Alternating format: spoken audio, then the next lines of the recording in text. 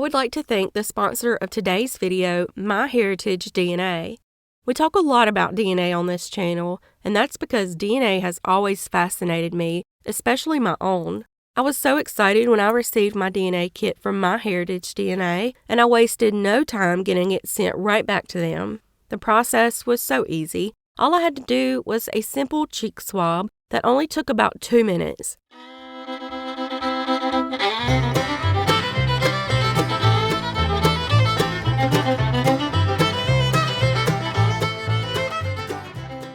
This will help you get a percentage breakdown of your origins across 42 different ethnicities and over 2,000 geographic regions. MyHeritage is more than just DNA. They provide you with a way to research your family's history all in one platform. And don't worry about your privacy, because MyHeritage is committed in its privacy policy to never sell or license genetic data. When I got my results back, it showed that I was 65.9% English, 26.4% Scandinavian, 5.3% Iberian, and 2.4% Italian. And oh wow, it found over 15,000 distant relatives. Okay, now that's awesome. Looks like I have relatives in the United Kingdom, Australia, Canada, and even New Zealand, and some other European countries. You are the sole owner of your DNA data. Not only do you get your genetic data, but there's other cool features on the site as well, such as the colorizing and animation of photos, and even the ability to enhance old photos for your family tree. My mother added herself to the MyHeritage family tree years ago and sadly passed away in 2013. I want to add a photo for her, and I have this one here, but it's a little fuzzy. Watch as I upload this photo and use the option to enhance it. Look, that's amazing. It's so much clearer. I'm going to make this my mom's profile pic because she never added one. If I want, I can even choose to animate the photo, kind of make it come to life, if you will.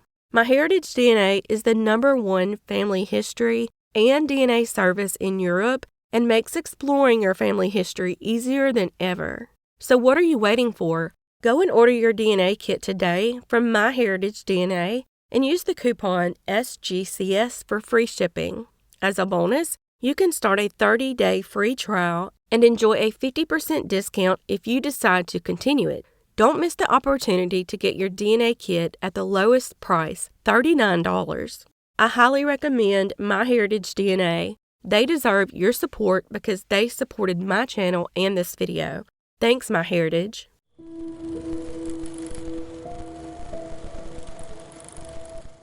Carlee Jade Morse was born on May 19, 1994.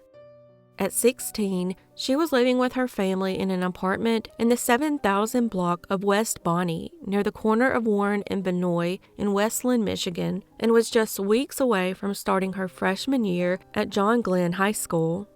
On August 20th, 2010, between midnight and 1 a.m., with her mother's permission, she walked outside to talk on her phone, barefoot and wearing only her pajamas. Her mother had no way of knowing this was a horrible decision and she would never see her daughter again. When her mother woke up over an hour later, she realized that Carlee had never come back inside. Panicked, her mother contacted the police, who initially thought she might have run away, but her mother knew that wasn't the case and knew her daughter was likely in danger. Over the next 4 months, a vigorous search ensued to locate Carlee. Soon, police began contacting friends of Carlee's to question them, seeking answers. They also tried to contact her most recent love interest, Justin Yoshikawa, who strangely went out of state right after Carlee went missing. 2 months after her disappearance, the investigator was contacted by Justin. He said he hadn't talked to Carlee and informed the investigator that his ex-girlfriend was a drug dealer. At that point, the investigator had already learned of drug paraphernalia and a record in her bedroom of marijuana purchases and sales she'd made. Justin said he would help the investigator get the names of those that Carlee mingled with in the drug trade. Her mother assumed that the authorities weren't doing anything to try and find her daughter because of what they had learned about her. But that wasn't the case. They had been following leads and tips and were making progress in the investigation. Meanwhile, another young girl from Westland who had been trying to find her way in life went to speak with a therapist. Before one of those weekly therapy sessions, the young girl mentioned to her mother that she wanted to get something serious off her chest to the therapist. Her boyfriend at the time had told her that he and another young man had gotten revenge on a girl because she was stealing money from the trio's drug dealing operation. She thought they were bragging and lying, especially her boyfriend Nicholas, because she knew he was a habitual liar who liked to exaggerate. Meanwhile, the two men claiming to have done these horrible things took off for several weeks out of state, but only Nicholas returned. He continued telling her more and more about what they had done and said the victim's name was Carlee and described the apartment she had lived in. He said that Justin had made him remove his large speakers from his car and replace them with clothes and various items for him to hide under. He said that Justin gave him a CD and told him when a particular song came on, he would come out from under the clothes and strangle Carlee. All Nicholas had to do was talk her into getting into his car for a ride to smoke a blunt. When he did, they drove to a park, got out, smoked, and got back in the car, and that's when she was attacked. She fought hard, and it took both men to control Carlee, who was only 5 feet tall and less than 100 pounds. At one point, Nicholas's girlfriend was present when he mentioned to his mother that he had done something really bad. He told at least 2 different versions of where they discarded her body. Nicholas said he couldn't remember because at the time he was high and upset at what had just happened. He once told her that they drove to a random park and buried her body. He then told her they put her in a bag and dropped her into a landfill. He then said to her that they took her body back to Nicholas's house because there were power tools that Justin could use on her body before discarding it in trash bags. They destroyed her phone afterward as well. Eventually, she started to believe her boyfriend's stories. Finally, she told him she didn't want to hear anymore and that it was too disturbing and she couldn't handle it.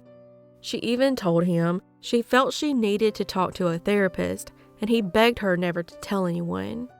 Justin's new girlfriend and Nicholas's girlfriend saw a Facebook page dedicated to finding a teenage girl named Carlee, who disappeared from her apartment complex in August, the same apartments where the men said their victim lived.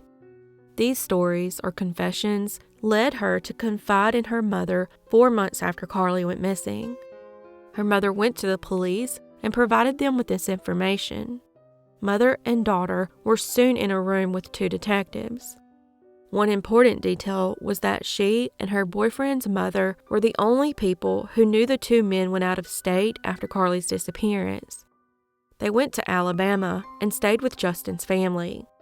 While there, Justin checked himself into a psych hospital where he remained for a couple of weeks, and that's why Nicholas returned without him. While at the police station, Nicholas was constantly messaging and calling her because he knew she was thinking of going to the police. One of the voicemails was outrageous and wasn't from Nicholas, but his mother instead, saying that if she went to the police to turn her son in, she was turning herself in too because she helped him and she would be considered an accessory. In other words, Tina Lowe knew about the murder and tried to intimidate and threaten the girlfriend not to go to the police. Also, not only did Tina buy her criminal son a house, but she did so after he asked her for some money to start the process of drug dealing. She gave him $500 to get him started. He gave part of it to Carlee to purchase weed. They bought some, sold it, and profited, but Carlee didn't share the profits, making them both angry. Then, in December 2010, 4 months after Carlee went missing, the 2 men were arrested. But Big Bad Murdering Justin fainted twice before the police could even get him to the squad car. Justin quickly confessed to the murder and said he and Nicholas decided to kill her because she cheated them out of drug money, and Justin was still angry from her punching him just a few days before his high school graduation, forcing him to wear sunglasses to hide the shiner during the ceremony. At that point, Carlee was finishing the 8th grade when Justin graduated high school.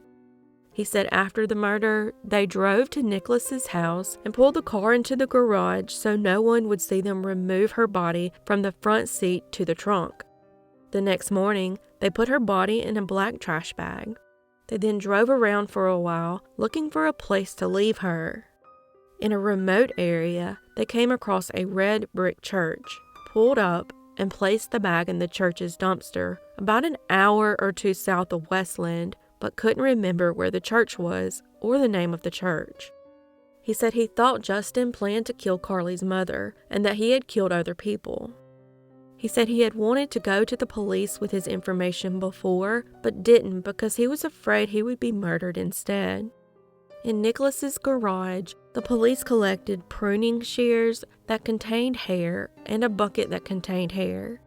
They also took his car along with all of his electronics. He told police that he only participated because he was afraid of Justin and said that Justin threatened to harm his girlfriend if he didn't cooperate. He said that Justin desecrated Carlee's body before putting it in the garbage bag and dumping the remains at the church, maybe near Monroe, Michigan.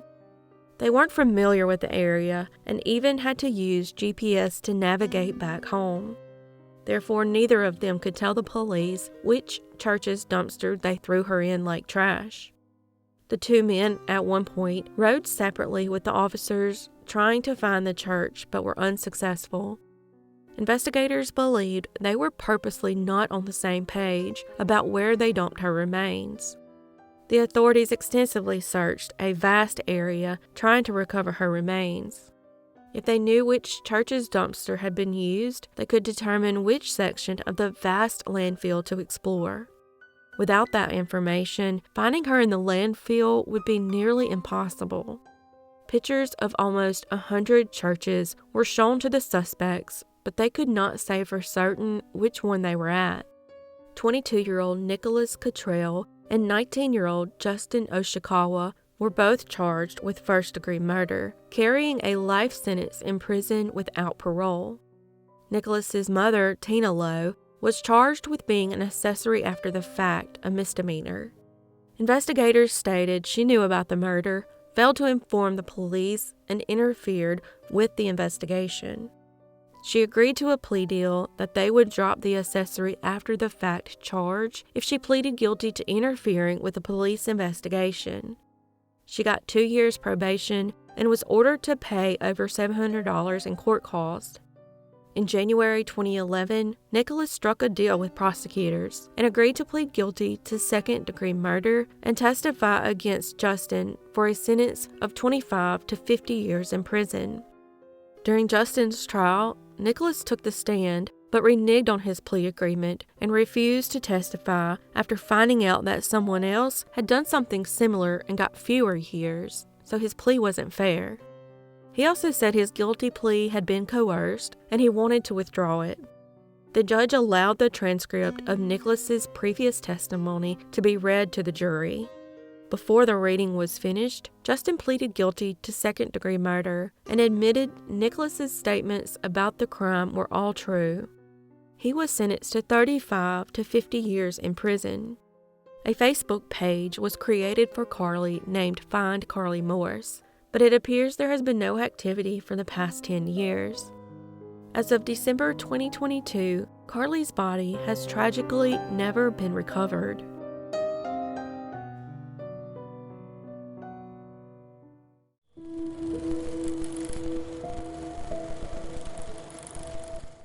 At the age of 52, Karen Vanessa Young lived in Detroit, Michigan, along with her boyfriend, 50-year-old Randall Childs.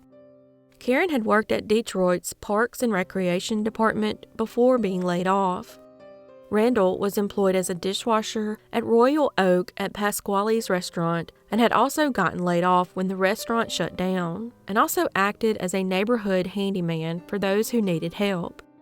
He was a member at St. Mark's, Kojic, the father to 4 children, and attended Northern High School in Detroit, where he played baseball and was a member of the choir. Less information is available about Karen, but their loved ones say they would have never left without telling them. If they had, they would have let someone know right away. The couple did not own a vehicle, and no one knows how they left the area. On June 7, 2011, the couple was at Randall's apartment at 3901 Grand River Avenue near Rosa Parks. Unfortunately, it is not clear what happened on this fateful day, but in the lead up to them going missing, Randall and his girlfriend, Karen, were in his apartment with his roommate and other friends. Karen and Randall reportedly got into an argument, and Karen decided to leave, so she called a family member to come pick her up at around 11:30 p.m.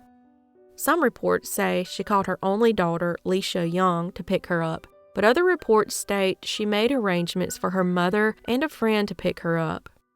Nevertheless, she left the apartment to go downstairs to wait for her ride, but Randall decided to walk her out because they were on the 6th floor and it was dark outside. Shockingly, the two vanished at that point and have never been seen again. Both their families have spent the last decade searching for answers. Karen left her purse and all her belongings behind. Randall's sister, Sharon Murray, said that somebody has to know something. She said everywhere she goes, she's always looking for her brother. Since their disappearance, Randall's family have submitted DNA to be matched against unidentified remains and have regularly visited hospitals and morgues, doing everything they can to try and find him. They have posted flyers and frantically searched the area, but no firm tips have come forward. As of December 2022, both Karen and Randall remain missing, and their case remains unsolved.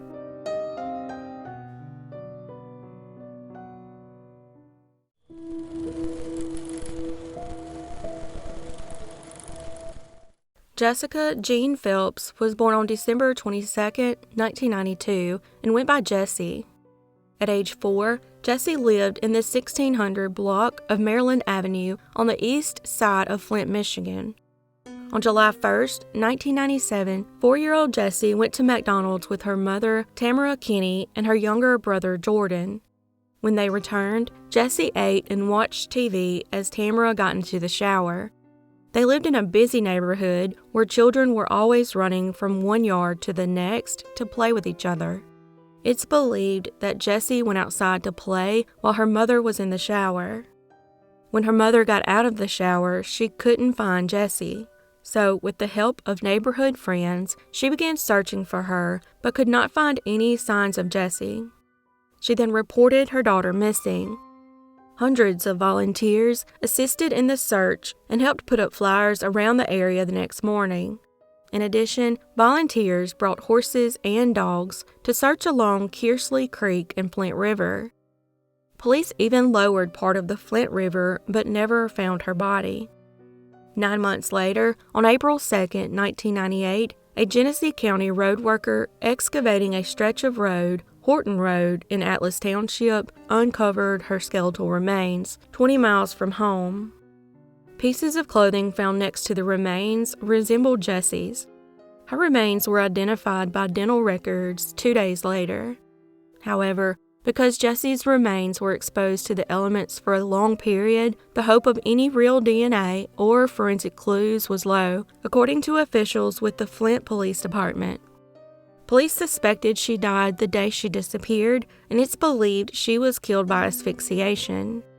Her older cousin Angie has been relentlessly keeping her little cousin's face and story out there with hopes that someone who may have seen something or knows something will hopefully give Jessie justice, but as of November 2022, this case remains unsolved.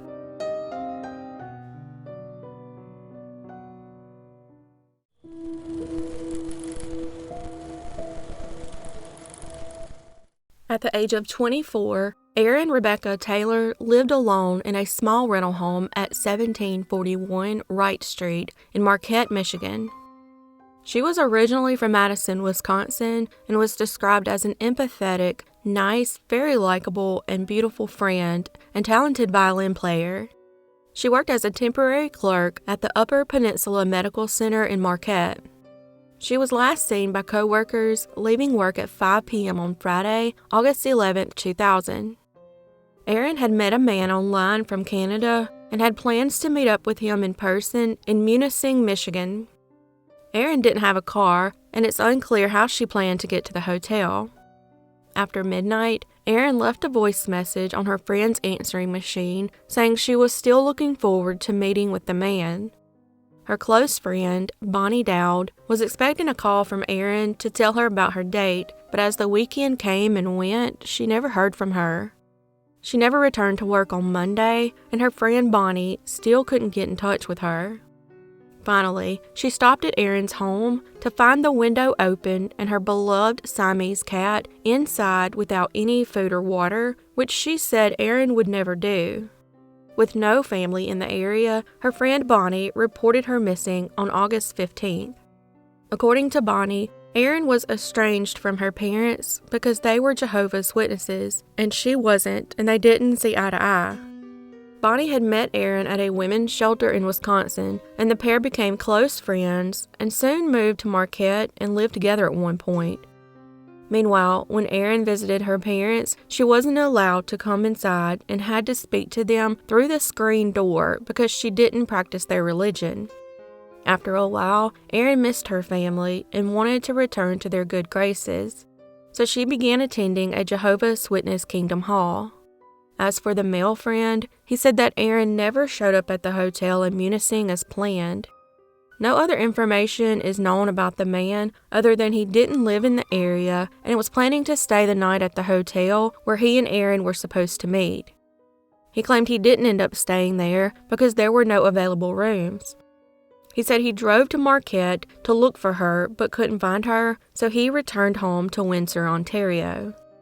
9 days after she went missing, on August 20th, 2000, a Marquette County Sheriff deputy responded to a complaint of off-road vehicles making noise. When he arrived, he sadly stumbled upon some discarded bedding containing the remains of Erin. This location is about 100 yards north of County Road 492, several feet off Snowmobile Trail 8 in Nagwani Township. Using dental records, they were able to positively identify the body as Erin. It's speculated that her killer likely placed the call requesting an officer to handle noisy off-road vehicles because he wanted her body to be found. The autopsy revealed Erin had been strangled to death and her body was dumped with the ligature still around her neck. They determined she was killed inside her home and then transported because she was strangled with her own scarf and wrapped in a blanket she had hanging on her wall. The necklace she always wore was found in pieces behind her bed. She was likely moved to the woods to conceal evidence and to give the murderer time to clean up the crime scene. The man from Ontario passed a polygraph exam, and his every move from Ontario to Marquette was accounted for, ruling him out as her killer. According to Bonnie, the person of interest is now deceased, and Bonnie is convinced this individual killed her best friend. As I was nearly done researching this case, I came across a web sleuther that posted the following. Erin was murdered by an old man who she first lived with when she moved to Marquette. This old man became infatuated, and when Erin moved out and started dating, this old man tried to stop her. He went to her house and strangled her. He panicked and/or didn't know what to do, so he drove home and got his wife. Together, they drove back to Erin's house and wrapped her in a floor rug, got her in their truck, and dumped her body where it was eventually found. This old man has never even had a parking ticket. He will never be charged and will never do time. It's very sad for Erin's family and friends. Such a shame. I will not reveal this old man's name, but he is the person law enforcement suspected early on, and it was his home they searched. Erin's violin was passed down to Bonnie's granddaughter. Bonnie is hoping that someone will come forward with more details so her friend's case can be closed. But as of November 2022, this case remains unsolved.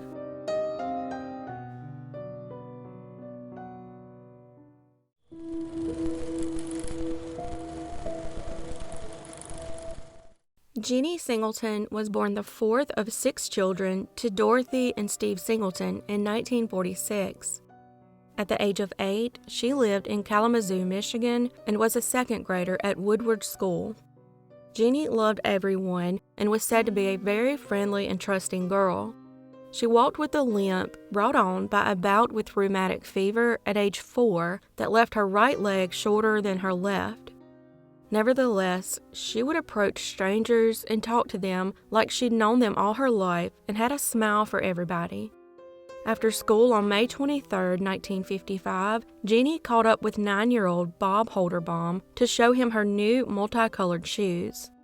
As the two walked to the corner of Douglas Avenue and Blakesley Street, Bob continued north to his house, and Jeannie turned west onto Blakesley towards hers, which was only a tenth of a mile away. On her way home from school, she would often stop to talk to neighbors. She would chat it up with the firefighters at the station on Douglas Avenue, and if someone moved into the neighborhood, she was the first to meet them. Her parents tried to warn her about strangers, but Jeannie loved talking to people.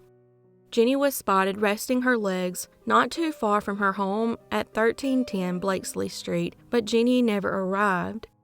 When she hadn't shown up by early evening, her mother called the police, and soon the search was on for a little girl wearing a pink plaid dress, white socks, and multicolored sandals. Jeannie's disappearance prompted what, at the time, was the largest organized search ever in the Kalamazoo area. Every local police agency, Michigan State Police, the Civil Air Patrol, Michigan National Guard, and U.S. Naval Reserves were involved. Between 800 and 1,000 people participated, including locals who were given time off work to help. They scoured fields and streams, and police rounded up known sexual deviants and questioned them. The search for her involved hundreds of people in a motorcade that attempted to search every road in Kalamazoo County. Steve Singleton, acting on a tip, twice searched an abandoned building in Cutlerville near Grand Rapids. Police joined him the second time, but found nothing. The search for Jeannie spanned 8 days. The searchers included Western Michigan University students, youth groups, workers from several companies that were voluntarily shut down to assist in the search, and troops from multiple military branches, one of the biggest searches in Kalamazoo history. On day 9, June 1, 1955, 5 children were playing hide-and-seek at their favorite spot when they stumbled upon something horrific in the woods. On a pine-covered hill about 15 miles north of Kalamazoo, the group of kids made the horrific discovery of Jeannie's body. She had been sexually assaulted, beaten, and strangled to death, and appeared to have been there for the entire 9 days she'd been missing. A dirt road led to the secluded spot where Jeannie's body was found in southeastern Allegan County. Police concluded that only someone familiar with the area would have known about this spot. It was also known as a lover's lane. Police found faint footprints believed to have been left by a man and a child leading to where Jeannie was found, and the larger prints could be seen heading back the other way. As it turned out, Steve Singleton had been searching about a mile from there that day. Acting on a psychic's tip, he had been driving between Kalamazoo and Grand Rapids almost every day, trying to find his daughter. Unfortunately, evidence was mishandled and remains missing to this day. After Jeannie was found, they zeroed in on Stanley B. Edgerton, a 29-year-old electrician from Kalamazoo. Edgerton voluntarily went to the police after a sketch of a possible suspect was released, which he believed resembled him. It was drawn with the help of a 14-year-old girl who told police the man twice had tried to pick her up the day Jeannie disappeared. Edgerton admitted to trying to pick up the girl and, in 1955, was convicted of accosting a minor. He was put on probation, fined, and ordered to undergo psychiatric treatment. According to public records, Edgerton was not charged and died in 2014 in Arizona at age 88. In 1973, police also investigated another suspect who had died in 1962. The man had a lengthy history of sexual violence, and his wife had gone to the police because she believed he was responsible for killing Jeannie. The woman told police her husband had driven with her to the pine grove near Doster on the day Jeannie's body was found, and in subsequent years would drive by the Singletons' house on Blakesley. She also said her husband sexually assaulted her in 1959 in the same spot in the pine grove where Jeannie's body was found. As with Edgerton, though, police never had enough evidence for an arrest. Phil Bassett, who has lived on Blakesley Street since 1989, bought the lot at 1310 Blakesley in 1994, and for several years maintained a memorial for Jeannie that included a cross. Jeannie's father passed away in 1984, and her mother died in 2007, never seeing justice for their daughter's murder. Although police interviewed more than 1,000 people, no arrests have been made, and as of November 2022, this 67-year-old case remains unsolved.